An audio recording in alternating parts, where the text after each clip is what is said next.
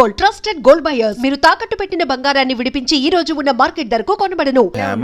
హేమ గారు అనగానే చాలా పెద్ద సర్కిల్, పెద్ద పెద్ద పొలిటికల్ కానీ లేకపోతే అంత మంచి పెద్ద బ్యాక్గ్రౌండ్ ఉంది కదా. లైక్ అందులో ఆ పెద్ద పెద్ద బ్యాక్గ్రౌండ్లో నాకు ఫోన్ కొడితే 5 నిమిషాల్లో జరిగిపోయే పని అని ఉన్నారు. కానీ ఎందుకు ఇంత 18 నెలలు డ్రాగ్ అంటే 2 నెలలు నడవడానికి? నెలలు అంటే ఒకసారి కోర్టులో కేసు వెళ్ళిపోయిన తర్వాత నువ్వు డ్రింక్ అండ్ డ్రైవ్ దొరికావు అనుకో, అది కూడా ఇన్ని రోజులు లాగుతుంది. అది కోర్టులో చాలా కేసులు పెండింగ్ ఉంటే కనుక మన కేసులు అంత తొందరగా కొట్టారు, లేకపోతే అంత తొందరగా శిక్ష పడదు. ఓకేనా? 2 ఇప్పుడు నువ్వు అడిగిన దానికి ఏంటంటే, నేను తప్పు చేసి ఉండుంటే డెఫినెట్ గా అడిగేదాన్ని. సరే నేను తప్పు చేసేసాను, నేను ఇది అయిపోయింది, నా తప్పు అయిపోయింది, ఎట్లా అయినా పర్లేదు మీరు బతికించండి అని నేను పోనీ కాళ్ళు పట్టుకుంటాను, లేదా కడుపు పట్టుకుంటా మా హీరోలనో ఎవరినో ఒకరిని కడుపు పట్టుకున్నా అడుగుతాను. నేను చేయనప్పుడు నేను ఎందుకు భయపడాలి? నేను ఎందుకు రికమెండేషన్ తీసుకోవాలి? నేను ఒక్కదానే వెళ్ళాను ఎంక్వైరీకి, నేను ఒక్కదానే వెళ్ళా. నేను వాళ్ళకి ఇన్ఫర్మేషన్ ఇచ్చి వెళ్ళా. సార్ నేను ఈ టైంకి వస్తాను, కెన్ ఐ కమ్ సార్? నా దగ్గర అన్ని ఎవిడెన్సెస్ ఉన్నాయి, కోర్టుకి మొత్తం ఇచ్చాను. ఇదిగోండి సార్, వాళ్ళు ఫస్ట్ నోటీస్కి నేను రిప్లై ఇచ్చాను, సెకండ్ నోటీస్కి రిప్లై ఇచ్చాను, థర్డ్ నోటీస్కి నేను వెళ్ళి ఆయన ముందు ఉన్నాను అని చెప్పి. నువ్వు ఒకటి ఆలోచించి, నేనైనా దేశద్రోహం చేస్తానా? నన్ను అర్ధరాత్రి పట్టుకెళ్ళి జడ్జి ముందు నుంచోబెట్టి సినిమా రేంజ్లో నన్ను తీసుకెళ్లి జైల్లో వేయడానికి అంత తప్పేం చేశాను? నేను ఆ పోలీసు వాళ్ళు కూడా అదే అడిగాను, నేను అంత తప్పేం చేశాను? ఇంత పరిగెత్తుకుని తీసుకుని వెళ్ళి అంత తీసుకెళ్ళి అక్కడ అప్పచెప్పాల్సిన అవసరం ఏంటని అడిగా. మేడం మీడియా వాళ్ళు మమ్మల్ని ఇలా అడుగుతున్నారు మేడం, 10 lakhs తీసుకుని మీరు ఆవిడ అరెస్ట్ చేయడం మానేశారా అని. 10 lakhs వాళ్ళు డబ్బులు కూడా మెన్షన్ చేస్తున్నారు. అంత ఫోర్స్ చేశారు పోలీసులకి వీళ్ళు. మరి వాళ్ళకి ఎలా ఉంటది? మేమేం తీసుకోలేదు, ఆవిడెవరో కూడా మాకు తెలియదు, వీళ్ళేంటి ఇలా అడుగుతున్నారు, రేపు పొద్దున మా ఉద్యోగాలు పోతాయేమని వాళ్ళకి ఉంటుంది కదా. చెప్పాను కదా, మీడియా వాళ్ళు ఇన్వాల్వ్ అవడం వల్ల 100 కేసులు గెలిచిన ఒక న్యాయవాదికి 1 కేసు ఓడిపోవటానికి కారణం మీడియా ఇన్వాల్వ్మెంట్ వల్ల జడ్జిమెంట్ మారింది అని అన్నారు.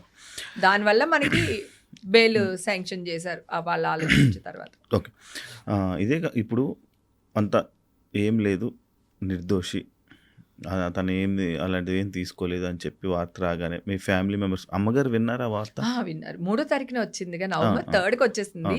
నవంబర్ 12th నేను నా బర్త్డే గట్టిగా చేసుకున్నా. పోయిన సంవత్సరం బర్త్డేనే చేసుకోలేదు నేను. సో ఈ సిచ్యువేషన్స్ వల్ల మళ్ళీ నేను బర్త్డే పార్టీ పెట్టి మళ్ళీ దాన్ని ఇంకొక బూత్ చేస్తారు ఎందుకు అని చెప్పి తిట్టించుకో. అందుకని నేను అసలు పోయినసారి బర్త్డే చేసుకోకపోతే 2-3 ఫ్రెండ్స్ అందరూ కలిపి అట్లీస్ట్ కేక్ అన్నా కట్ చేయవే ఏంటి అది ఇది అని అలా చేశారు. పోయిన ఇయర్ చేసుకోవాలి, ఈ ఇయర్ 3rd వచ్చేసింది. సో పేపర్స్ రావడానికి టైం పట్టింది. కోర్టు జడ్జిమెంట్ కాపీస్ నా చేతికి వచ్చే వరకు చెప్పొద్దు అన్నారు. అందుకని నేను చెప్పలేకపోయాను. అప్పుడు నా 12th నా బర్త్డే కూడా చేసుకున్నాను.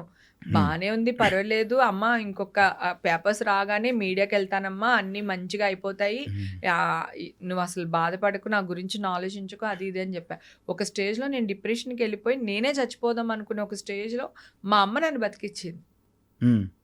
నీకు ఏదన్నా అయిందంటే నేను ఒక దాని ఉన్నాను, నేను ఏమైపోతానో నీకు అర్థం కావట్లేదు, పిల్లుంది ఇక్కడ, నువ్వు ఎదవేషాలు ఏది అయ్యొద్దు, మైండ్లోంచి ఇవన్నీ పెట్టుకోకు అని చెప్పి మా అమ్మ ఒక ఆవిడ భాషలో బాగా తిట్టి వీళ్ళందరినీ చెప్పింది, ప్రామిస్ చేయించుకుంది, నువ్వు అస్సలు ఇంకొక సెకండ్ థాట్ అసలు తీసుకోవద్దు అని. ఒక సెకండ్ థాట్ తీసుకున్నాడప్పుడు అనిపించింది, హస్బెండ్ అంటే ఇప్పుడు హస్బెండ్ పర్వాలేదు, పాపకి ఇంకా మ్యారేజ్ కాలేదు కదా నాన్న, ఇప్పుడేగా స్టడీస్ కంప్లీట్ చేసుకోవచ్చు. అమ్మేమో ఆల్రెడీ డయాలసిస్ స్టేజ్ లో ఉంది, ఆవిడ ఇబ్బంది పడుతుంది, ఆవిడ రేపు ఆ టెన్షన్ లోనే ఉన్నారు. సో దీనివల్ల మనకి హ్యాపీ. నా కూతురు మా ఇంట్లో నా ఫ్రెండ్స్ అందరికి తెలుసు నేనేంటో అని. అంటే నేను ఎన్ని పార్టీలకి వెళ్తాను కదా, నా కారు నేనే డ్రైవ్ చేసుకుని మా ఇంటికి వస్తాను అబ్బా. ఎన్ని పార్టీలకి వెళ్ళినా నేను డ్రైవర్ ని పెట్టుకోను. మీరు కూడా చూసారు కదా, సుమన్ కూడా మన సుమన్ టీవీ ఇంటర్వ్యూ జరిగినప్పుడు రోషన్ కూడా అన్నాడు, అక్క ఎన్ని పార్టీలు మన ఇద్దరం కలిసి చేయలేదు అక్క అనేసి. శివాజీ రాజా ఇంటర్వ్యూలో కూడా చెప్పాడు, అది మందు తాగదు, అది దాన్ని చూస్తే అలా అనుకుంటారు, అది తాగదు, అది ఇది అని మాట్లాడతారు. నాకు రెడ్ బుల్ ఒక షాట్ వేసి రెడ్ బుల్ వేసారంటే ప్రపంచాన్ని ఊపేస్తుంటాను అనమాట. ఎవడు రాడు అది ఇది అని. అది నాకు బై బర్త్ భగవంతుడు ఎనర్జీ ఇచ్చాడు. అది నేను షూటింగ్ లో కూడా ఇలాగే ఉంటాను, నేను నాకు అలవాటు, నేనే కార్ డ్రైవ్ చేసుకుని వస్తాను. అలాంటిది డ్రగ్సా? అందుకని ఎవ్వరు పట్టించుకోలేదు. నా ఫ్రెండ్ సర్కిల్ కానీ జనాలు కానీ ఎవ్వరు పట్టించుకోలేదు. ఇంకా జనాల గురించి మాట్లాడితే నేను వెళ్ళిన టెంపుల్స్ కానీ నేను వెళ్ళిన ప్లేసుల్లో కానీ పెద్దవాళ్ళు ఉంటారు, అంటే పెళ్ళిళ్ళు, ఎంగేజ్మెంట్స్ ఇలాంటి వాటికి వెళ్తాం కదా, అక్కడ అందరు ఆడవాళ్ళు వచ్చేసి నా చేతులు ఇట్లా పట్టేసుకుని కొంతమంది ఇలా బుగ్గలు గిల్లేసి నువ్వు ఫైటర్, నువ్వు ఫైట్ చేయి, మేమందరం నీ వెనకాల ఉన్నాము, నువ్వు తప్పు చేయవని మాకు తెలుసు, నువ్వు అస్సలు వెనక తిరగొద్దు, ఇలాంటి మీడియా వాళ్ళు కొన్ని లక్షల మంది వచ్చినా సరే నువ్వు అసలు అలాగే నిలబడు, నీ వెనకాల మేమున్నాం, మేము కనపడకపోవచ్చు, మా బ్లెస్సింగ్స్ నీతో ఉంటాయి అని చెప్పి. తర్వాత హోమాలు అవన్నీ చేస్తారు కదా గుళ్ళో, అక్కడ తుడవడానికి పెద్ద ముత్తైదులు వీళ్ళందరూ పెట్టుకుంటారు కదా, వాలంటీర్లుగా వచ్చి చేస్తూ ఉంటారు. అలాగే తిరుపతిలో కూడా వాలంటీర్స్ వస్తూ ఉంటారు, బ్లూ కలర్ డ్రెస్ వేసుకుని ఆరెంజ్ కలర్ ఈ కట్టుకుంటారు. అక్కడ తిరుపతి వెళ్తే వాళ్ళందరూ అమ్మ గుళ్ళో ఉన్నంతసేపు మేము నీ గురించి అంటున్నాము, అన్యాయంగా నిన్ను బలి తీసుకున్నారమ్మా, నువ్వు అస్సలు భయపడకు, మేమందరం ఉన్నామని. పెళ్లిళ్ళకి వెళ్తే ఇక్కడ, గుడికి వెళ్తే అలాగా పెద్దవాళ్ళు అనమాట, వయసులో పెద్దవాళ్ళు, నాకంటే చిన్నోళ్ళు అందరూని. సో ఇంత మంది నమ్మలేదు. అంటే ఇంత పెద్ద న్యూస్ వేసినప్పుడు నన్ను తీసి పక్కకు పెట్టేయాలి. నా బిజినెస్లు పాడైపోయి ఉండాలి, నేను ఈవెంట్స్ చేసుకుంటాను, ఈవెంట్స్ పాడైపోయి ఉండాలి, నా కూతురు కెరియర్ పాడైపోయి ఉండాలి, కెరియర్ పాడైపోయి ఉండాలి, నా హస్బెండ్ని పక్కన పెట్టేసి ఉండాలి, నన్ను పక్కన పెట్టి ఉండాలి. కానీ ఎవ్వరు పెట్టలేదు తెలుసా. అందరు ఫోన్లు చేశారు, అందరు మాట్లాడారు. అమ్మ ఈషా పాప నీకేం కావాలి నాన్న, నువ్వు ఒక్కదాన్ని వెళ్తున్నావు, లాయర్స్ కావాలా, ఏమన్నా మనీ కావాలా, అక్కడ కార్లు కావాలా, నీకు రూమ్స్ కావాలా, ఏం చేయమంటావు 500-600 కాల్ పాపకు వచ్చినాయి. నా సర్కిల్ నిజంగానే నా సర్కిల్ ఏం చిన్న సర్కిల్ కాదు, కాకపోతే నేను తప్పు చేస్తుంటే ఈ సర్కిల్ అంతా వాడేసేదాన్నేమో. కానీ ఈ మీడియాలో వచ్చిన వార్తల వల్ల కొంతమంది జనాలు అయితే ఇన్ఫ్లుయెన్స్ అయ్యారు, 100% అయ్యారు. ఎందుకంటే చెప్పానుగా, ఒక బర్త్డే పార్టీకి వెళ్తే నలుగురు మాట్లాడారు 100% మాట్లాడారు. అండ్ ఇదే కాకుండా 1989 నుంచి ఎప్పటి నుంచి ఉన్నారు మీరు ఇండస్ట్రీ? 88 నుంచి 1988. అప్పటి నుంచి తెలుగు ప్రేక్షకుల్ని కానీ అందరినీ ఎంటర్టైన్ చేస్తూ చాలా మంచి యాక్టర్ అని పేరు తెచ్చుకొని, అంటే ఇంత నేమ్ ఉన్న తనని ఇలాంటి విషయాలు, అంటే మీ గురించి బాగా తెలుసు, ఎన్ని సంవత్సరాలు చూశారు, కానీ ఇంత మంచి నేము, తన గురించి ఇంత బాగా తెలుసు, కానీ ఇలాగా కేసు ఇలా వచ్చింది, ఇలా డ్రగ్స్ తీసుకున్న కేసులో ఇలా హేమ గారు ఉన్నారు అని అంటే మీడియాలో ఇలా న్యూస్లు వస్తే ఎందుకు బ్యాడ్ కామెంట్స్ అనేవి పడ్డాయండి? 100 న్యూస్ ఛానల్స్ ఉన్నాయి, ప్రతి దాని వెనకాల 20 వేసుకున్నా కూడా ఎన్ని వందల న్యూస్ ఛానల్ వాళ్ళు, యూట్యూబ్ ఛానల్స్ ఉన్నాయి, వాళ్ళే కదా నన్ను ట్రోల్ చేశారు. ఈ ఛానల్లో వేసిన న్యూస్ని వాళ్ళే కదా ట్రోల్ చేశారు, వాళ్ళ దగ్గర ఉన్న మనుషులే కదా వాళ్ళు పెట్టారు. జెన్యూన్ మనుషులు ఎవ్వరూ నన్ను ట్రోల్ చేయలేదు, నన్ను ఎవ్వరు అనలేదు. నేను ఎంక్వైరీ చేసుకున్నాను. నేను ప్రతి దాంట్లోనే ఇవి ఉంటాయి కదా, ఐడీస్ ఉంటాయి, వీళ్ళు ఉంటారు, ఎవడు ఇప్పుడు 2 నిమిషాలు పట్టుకుంటున్నారుగా, మొన్న కూడా చిన్న దాంట్లో వాడు పట్టుకుని వేస్తారా, ఓకేనా? నీ ఐడి ఫేక్ ఐడీలు పెట్టుకొని పెట్టారు, ఎవ్వడు ఒక్కడు జెన్యూన్ లేడు. ఈ న్యూస్ ఛానల్ కింద పనిచేసే చెంచగాళ్ళు ఎవరైతే ఉంటారో వాళ్ళు చేసిన పనులు తప్ప జెన్యూన్గా ఉన్న వాళ్ళ ఆడియన్స్ ఎవ్వరూ నా మీద ఒక్క ట్రోల్ చేయలేదు. ఐ మీన్ ఒక్క మెసేజ్ కానీ వల్గర్గా కానీ ఇదిగా కానీ పెట్టలేదు. నేను ఇది కూడా అనౌన్స్ చేస్తాను కదా, నేను ఒక్కటే అన్నా. రెండోసారి డ్రగ్స్ పాజిటివ్ వచ్చిందని వేసారు, ఫస్ట్ న్యూస్ వేసారు అయిపోయింది. సెకండ్ టైము ఒకటి, టీవీలో ఒకటి, ఇద్దరే, మిగతా వాళ్ళు ఎవరు వేయలా. డ్రగ్స్ పాజిటివ్ వచ్చింది హేమకని వేస్తారు. వెయ్యగాని వెంటనే మా ఇంట్లో నేను ఒక చిన్న నా ఫోన్ పెట్టేసుకుని ఒక వీడియో షూట్ చేశా. ఇవన్నీ నా బాడీలోనే ఉంటాయి కదా, నేను మీరు ఎక్కడికి రమ్మంటే అక్కడికి వస్తాను, టెస్టులు చేయించండి. హెయిర్ లో 1 year ఉంటుంది, అందుకే పోలీసులు మళ్ళీ నాకు టెస్ట్ చేయించారు. అక్కడికి వెళ్ళాను కదా, నేను నా టెస్ట్లే లేవు, మీరు ఎందుకు నన్ను టెస్టులు చేస్తున్నారని అడిగాను, గుర్తుంది కదా మీకు. అప్పుడు నా హెయిర్, నా నైల్స్ అన్ని టెస్ట్ చేశారు, మళ్ళీ పంపించారు వాళ్ళు, ఓకేనా? అంతకు మళ్ళీ ఎందుకు అంటున్నారంటే, అంతకు ముందు నేను టెస్టులు చేయించుకున్నా, నేను చేయించుకుని పెట్టేశా, యూట్యూబ్ లో అంతా పెట్టేశాను. ఇదిగో నేను టెస్టులు చేయించుకున్నాను, నాకు నెగిటివ్ వచ్చింది, నా టెస్టులు నమ్మొద్దు, పోలీసుల టెస్టులు కూడా నమ్మకండి, నేను మీ దగ్గరే ఉన్నాను కదా, మీరు ఎవరైనా వచ్చి నాకు టెస్టులు చేయించండి, మీకు తెలిసిపోతాయి కదా అని అన్నా. ఒక్క నిమిషం నాన్న. అప్పుడు నేను వీడియో పెట్టాను, నా బాడీలోనే ఉంటాయి కదా, ఇది ఈ కేసు సంబంధించి నా బాడీలోనే ఉంటాయి కదా గారు, మన వాళ్ళు వీళ్ళు అలా గారు వీళ్ళందరి పేర్లు చెప్పుకుంటూ ఎవరెవరు నా మీద న్యూస్లు వేశారో, ఈ క్రైమ్ రిపోర్టర్స్ ఉంటారు కదా వాళ్ళ పేరు కూడా. అతను ఇది వరకు పుడింగ్ ఎలిమెంట్ లో కూడా నేను లేను, ఉన్నానని వేసాడు, ఓకే, అతను వేసాడు, అతనే మళ్ళీ చేశాడు, అతను అసిస్టెంట్ ఫోన్ చేశాడు నాకు. చేసి మేడం ఏమైంది మేడం అంటే, ఏమైందయ్యా నా బాడీలో ఉంటాయి కదా టెస్టులు చేయించండి, ఒకవేళ పాజిటివ్ వచ్చింది అనుకోండి నేను మీ కాళ్ళు పట్టుకుంటాను, ఒకవేళ నెగిటివ్ వచ్చింది అనుకోండి మీరేం చేస్తారు మీరే ఆలోచించండి, మీ సార్ని అడగని చెప్పా. అసిస్టెంట్ ఫోన్ చేస్తే చెప్పా. అయితే అతను నాకు కాల్ చేశాడు. నేను ఆల్రెడీ స్క్రీన్ రికార్డ్స్ అన్ని తీసి పెట్టుకున్నాను. నేను మొత్తం 300 కాల్స్ రికార్డ్స్ ఉన్నాయి నా దగ్గర. ఇది నేను డెఫినెట్ గా కేసు గెలుస్తానని తెలుసు నాకు. సో అప్పుడు నేను వీళ్ళందరూ న్యూస్ మంచిగా వేసేస్తే గొడవ లేదు, అంటే వచ్చినట్టు వేస్తే పర్లేదు, వేయకపోతే ఏం చేయాలని సెకండ్ థాట్ లో సెకండ్ ప్లాన్ కూడా రెడీ పెట్టుకుని ఉన్నాను. అతను అంటాడు, మేడం మీరు బయటకు వచ్చిన వాళ్ళ లేరు కదా మేడం అని అడుగుతున్నాడు. ఏంటి న్యూస్ వేసేసిన తర్వాత ఆ వైట్ డ్రెస్ అమ్మాయి ఏసి చూసే కొద్ది చూడబుద్ధి వస్తుందని వేసేసారు కదా, తర్వాత అడుగుతున్నాడు. ఆ వాయిస్ కూడా రికార్డ్ చేసి పెట్టాను. నేను లేననే తెలుసు, అది నేను కాదనే తెలుసు, ఎందుకంటే నేను white polish, nail polish, black dress నేను వైట్ డ్రెస్ వేయలేదు అని చెప్తున్నాను కదా. సో అప్పుడు వాళ్ళు మళ్ళీ నన్ను అడిగారు. నాకు ఏమైనా వినిపించగలరా ఆడియోస్ ఏమైనా? వద్దులే, అవి కోర్టులో ప్రొడ్యూస్ చేయాలి. ఓకే, వీళ్ళు కనుక అన్ని కరెక్ట్ గా చేయకపోతే నేను కోర్టులో, కాకపోతే తీస్తే ఇలా అంటే ఇలా మొత్తం అన్ని వచ్చేస్తే ఆ మైక్ తో పాటు అది చూపించచ్చు. వాళ్ళవన్నీ నేను స్క్రీన్ రికార్డ్ చేశాను, ఎందుకంటే నా వాయిస్ రికార్డ్ చేసి వాళ్ళు వేసేస్తున్నారు. నేనేమంటే కూడా వాళ్ళు వేస్తున్నారు. అలాంటప్పుడు నా తప్పేం లేదు కదా, నేను రికార్డ్ చేయాలి కదా, నాకు ఎవిడెన్సెస్ కావాలి కదా, నేను రికార్డ్ చేసి పెట్టాను. కానీ మీకు ఫోన్ చేసి మాట్లాడేది ఒకటి, బయట మళ్ళీ చూపించేది ఒకటి, ఇంకొకటి నా వాయిసే వేస్తున్నారు. చూసారా ఇంకా పొగరు తగ్గలేదు, ఎంత బొక్క ఇస్తుందో, ఇది న్యూస్. కానీ మంచిగా మీతో మాట్లాడేటప్పుడు మంచిగా మాట్లాడుతున్నారు నాతో. వాళ్ళు రికార్డ్ చేస్తున్నట్టు కూడా చెప్తున్నా, మీరు నాకు రికార్డ్ చేస్తున్నారు నాకు తెలుసు, కావాలంటే టెలికాస్ట్ చేసుకోండి చూసుకుందాం అది ఇదని.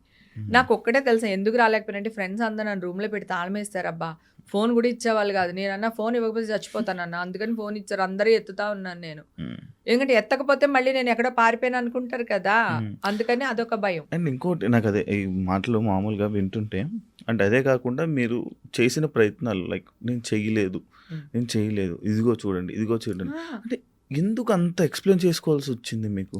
ఎందుకు అంత చేసుకోవడం ఎందుకు? వదిలేయచ్చు కదా అని. ఎలా వదిలేస్తాను? నువ్వు వదిలేస్తావా? ఒక అమ్మాయిని రేప్ చేసావని న్యూస్ ఇచ్చేస్తారు, నువ్వు చెప్పుకోవా బయటకు వచ్చి నేను రేప్ చేయలేదని? చెప్పుకుంటావా లేదా? చెప్తా. మరి అప్పుడు నేను చేసిన తప్పు ఎందుకు అవుతుంది?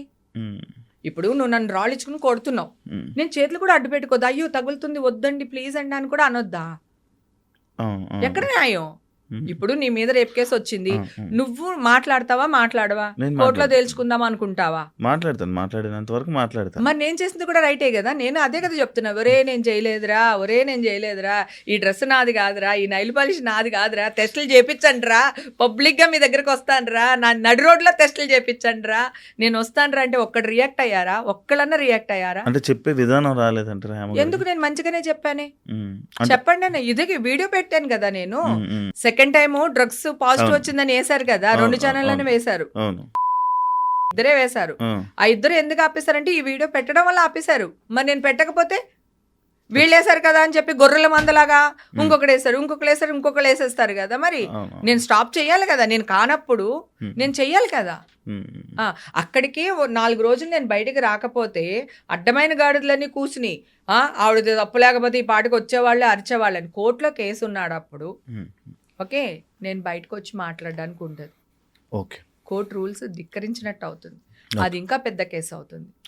అక్కడికి నేను ఆగలేదు, ప్రతి ఫోన్లోని ఇచ్చే వాళ్ళకి ఇస్తూనే ఉన్నాను. డెఫినెట్గా వస్తాను ఒక రోజు, మీకు అని చెప్తూనే వచ్చాను నేను. అది కూడా వేశారు వీళ్ళు.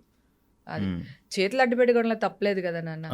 చెప్పే విధానం కరెక్ట్ గానే చెప్పాను కదా, పలానా వాళ్ళు మీకు నేనేంటో తెలుసండి, నా టెస్టులు మీరు చేయించండి, మీరు ఎక్కడికి రమ్మంటే అక్కడికి వస్తాను అని అన్నాను. అప్పుడు న్యూస్ ఆపేశారు. హేమ గారికి మొత్తం ఈ 18 నెలలు లీగల్ ఫైట్కి ఎంత ఖర్చు అయ్యి ఉంటుంది దాదాపుగా? బెయిల్కి మాత్రమే కొంచెం ఎక్కువ ఖర్చు అయింది, లాయర్స్ అందరూ ఫ్రీగానే వచ్చారు. కానీ ఖర్చు వేస్టే కదా. ఇంకా కోర్టుకి వెళ్ళిన తర్వాత నువ్వు ఖర్చు అనుకుంటే ఎట్లా అవుతుంది? తప్పదు, అది తప్పు చేయకపోయినా కూడా ఖర్చు తప్పదు. అంటే బెయిల్కి మాత్రం ఏదో ఉంటుంది ఫార్మల్ అమౌంట్. పాపం లాయర్స్ అందరూ స్వచ్ఛందంగానే వచ్చారు, వాళ్ళు నన్ను ఏమి ఫీజు అడగలేదు. ఇప్పుడు కూడా నాకు అక్కడి నుంచి లాయర్ పంపించారు కదా, ఇంతవరకు ఆయన కూడా పాపం ఏం ఫీజు అడగలేదు. సో ఇచ్చి పంపించాలి, తప్పదు. అంటే ఈ 18 నెలలు మీడియా ముందుకు రాకపోవడం, అంటే దానికి ముందు పాయింట్లో 18 నెలలు కూడా మీడియా ముందుకు రాకపోవడం ఓన్లీ కోర్టు అది అంటే అందులో ఆ మంది ఉంది కాబట్టి అది ఇంకా తీర్పు ఏమి రాలేదు కాబట్టి ఇవ్వకూడదు కాబట్టి మీరు ఇంటర్వ్యూలు ఇవ్వలేదు, మీడియా ముందుకు రాలేదు.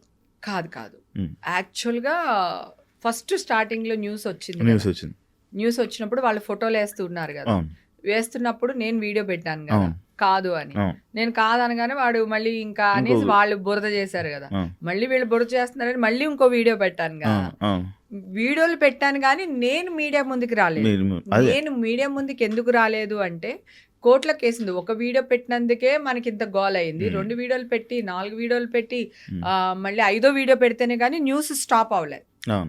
సో నేను బయటికి రాలేకపోయాను. ఇప్పుడు నేను వచ్చి ఇప్పుడు నీ ముందు కూర్చొని మాట్లాడాను కదా, ఇట్లా మాట్లాడలేకపోయాను. ఎప్పుడు ఆ టైంలో వన్స్ కోర్టుకి కేసు వచ్చేసిన తర్వాత ప్రాబ్లం లేదు, మాట్లాడొచ్చు. ఇప్పుడు నేను రామా అంటాను, నువ్వు దాన్ని నన్ను నీ అమ్మ అన్నావా అనుకో, అది మళ్ళీ ఇష్యూనే కదా.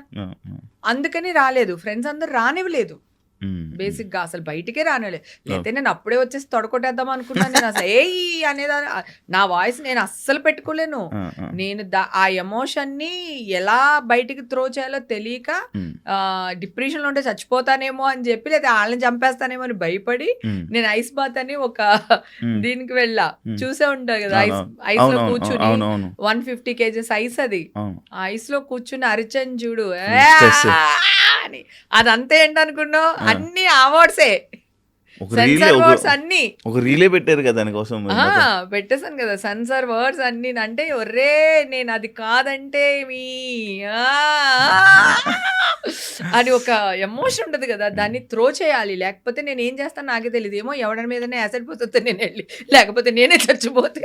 కానీ అందులో ఉంటే నిజంగా మొత్తం దాంట్లో ఉంటే అంటే వాళ్ళు అలా ట్రైన్ చేస్తారు. ముందు మనకి సెషన్స్ ఇస్తారు, వాళ్ళు కూర్చోబెడతారు, మాట్లాడతారు, మనల్ని ఆ మూడ్లో క్రియేట్ చేసి ఆ మూడ్లోకి తీసుకెళ్తారు. నువ్వేం వదిలేయాలనుకుంటున్నావు, ఏం త్రో చేద్దాం అనుకుంటున్నావు, ఆ గుండెలో నీ భారాన్ని తోసేయని అట్లా వాళ్ళు చేస్తారు. నేను ట్రైనింగే వచ్చాను.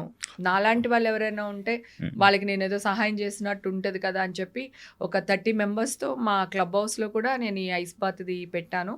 వింటర్ సీజన్ కదా అని మళ్ళీ బ్రేక్ ఇచ్చాను. మళ్ళీ రెయిన్ సీజన్ అయ్యింది మొన్న వరకు, అందుకని బ్రేక్ ఇచ్చాను. మళ్ళీ కొంచెం సమ్మర్ స్టార్ట్ అయ్యేటప్పుడు మళ్ళీ పెడతాను. నేను ట్రైన్ అయ్యి వచ్చాను. ఇప్పుడు నేను ఎవరిని తిట్టకుండా మాట్లాడేది తెలుసా నీకు, నోటీస్ చేసావా? Because of the training. లేకపోతేనా ఇప్పుడు అదే కదా మామూలుగా కొరికేస్తారు, కొరికేయడమే. ఆ కొరగడం వల్లే న్యూస్ ఏమంటారు, ఇలా పెడితే నేను ఇక్కడ కొరికాను యాక్చువల్ గా. నువ్వు మళ్ళీ ఇప్పుడు చూస్తే వీడియో ఇక్కడ ఉంటది మచ్చ, నాకు కూడా తెలియదు. మాయా బజార్ లాగా ఇక్కడ కరెక్ట్ ఇక్కడికి ఎలా వచ్చిందో. అది కరవడం కూడా కాదు, ఏదో ఇలా గీసిన గీత ఏదో ఉంది, అది చూపించి దానికి టీటీ ఇంజెక్షన్లు, మళ్ళీ న్యూస్ ఛానల్. అప్పటి నుంచే నేను ఛానల్లో కానీ ఇంటర్వ్యూలు కానీ ఇవ్వాల. ఎలక్షన్ అప్పటి నుంచి మధ్యలో ఇంకా అసలు 4 years మీకు ఎవరు కనపడలా. మళ్ళీ ఈ న్యూస్ వరకు నేను లేను. ఎందుకంటే నాకు బాధ కలిగింది. నేను ఒకరిని కొట్టడానికి వెళ్తున్నప్పుడు నరేష్ వాళ్ళ బాడీ గార్డ్స్ వీళ్ళు ఒక అతను కొడుతున్నారు, ఆ ఫోటోలో అది కూడా ఉంటది. ఇలా పట్టుకుంటున్నారు, నరేష్ వాళ్ళందరూ ఇలా పట్టుకుంటారు, అబ్బాయి ఇలా పరిగెడుతున్నాడు, నా వెనకాల శివబాలాజీ ఉంటాడు, శివబాలాజీ వెనకాల నేను ఉంటా. ఆ అబ్బాయిని కాపాడడానికి నేను వెళ్తుంటే శివబాలాజీ ఆపేశాడు. ఎంత సాడిస్తాడు చూడు. పాపం హేమ గారు వెళ్తుంటే శివబాలాజీ ఆపేశాడని ఎవ్వడు వేయలేదు, హేమ కొరికేసిందని వేసాడు. నేను కొరికే టైంలో కింద నుంచి వెళ్ళిపోవచ్చు కదా అబ్బాయిని కాపాడడానికి, ఒక స్ట్రైక్ అయింది. నేను కింద నుంచి దూరం వెళ్ళిపోయాను. ఫోటోలో కూడా కింద నుంచి దూరం వెళ్ళినట్టు కూడా ఉంటాయి. వీడిని ఏం చేయలేదు నేను, ఈ అబ్బాయిని ఏం చేయలేదు నేను. సో న్యూస్ ఎలా వేసేసారు, హేమ కొరికేసిందని వేస్తారు. వాళ్ళు కూడా వచ్చి నౌకరి అనుకుంటే ఇచ్చారు. అంటే వాళ్ళకే సిగ్గేసింది. నాకు ఇప్పుడు చూస్తే నవ్వు వస్తుంది. అప్పుడు డిసైడ్ అయ్యాను, ఓహో మీడియా మనల్ని వాడుతుంది, మనకి వద్దు మీడియా వద్దు, ఎవరు వద్దు. సో ఈ గెలిచిన వాళ్ళందరూ రాజీనామాలు ఇచ్చేసి అక్కడి నుంచి వచ్చేసాం. అప్పుడు మా టీంలో ఎవరెవరు గెలిచారో వాళ్ళందరూ ఇచ్చేసిన తర్వాత నేను ఇంకా అసలు మా అసోసియేషన్ కానీ ఆ ఎలక్షన్కి సంబంధించింది కానీ ఇంకా క్యారీ ఫార్వర్డ్ చేయలేదు. మీడియాకు దూరంగా ఉన్నా, 4 years దూరంగా ఉన్నా. మళ్ళీ ఇప్పుడు వీళ్ళు గోకిచ్చుకుంటున్నారు అంతే. వాళ్ళు గోకిచ్చుకుంటున్నారు. సఫర్ అయింది నేను, నా ఫ్యామిలీ.